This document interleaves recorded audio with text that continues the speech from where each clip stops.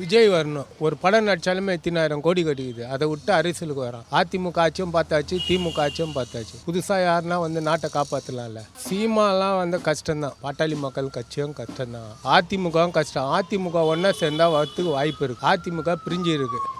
அதால் ஓட்டு வந்து அப்படியே செதுரும். பொதுமக்கள் இன்னைக்கு இருக்கிற காலகட்டத்தை பார்த்தீங்கன்னா விஜய்க்கு அதிகம் மார்க்கெட் இருக்குது. பெண்லேருந்து ஆண் வரைக்கும் சின்ன பசங்க எல்லாம் ஓட்டு போட்டு ரெடியாகிறாங்க. திமுக காரனே மாறுவான். இதான் அரசியல். நம்ம தொகுதியில் பண்ண மாட்டேன்றாங்க. நிறைய இருக்குது. தண்ணி வந்தால் இப்போ தான் காவல் லைன்லாம் போட்டாங்க. அதுக்கு முன்னாடி எல்லாம் அப்படியே தண்ணி தான் நிற்கும். தமிழக வெற்றிக்கிழமை வந்தால் நல்லா இருக்கும். பொது பிரச்சனை என்ன தருவாங்க?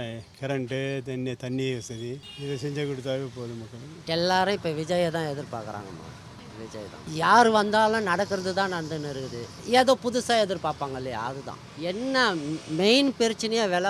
விலைவாசி அது கொஞ்சம் டவுன் ஆனாலுமே அவங்க தான் முதலமைச்சர் யாராக இருந்தாலும். டிவிக்கே தான் மேடம். ஒரு புதுசாக ஒரு கட்சி வரதில்லை. அதுவும் தளபதி ஃபேன்ஸ் வேறு. நாங்கள் ஏற்கனவே சட்டம் இப்போ எந்த மாதிரி இருக்குன்னு நல்லா தெரியுது. ஸோ திரும்ப அதுக்கே கொடுத்து ஒரு ஆப்ஷன் கொடுத்துருந்தோம். ஃபஸ்ட்டு ஏடிஎம்கே தான் போட்டிருந்தோம். அடுத்தது டிவிஎம்கே வந்து நம்ம ஸ்டாலினுக்கு ஒரு ஆப்ஷன் கொடுத்தோம். இப்போத்த வரைக்கும் எதுவும் பண்ணுற மாதிரி தெரியல.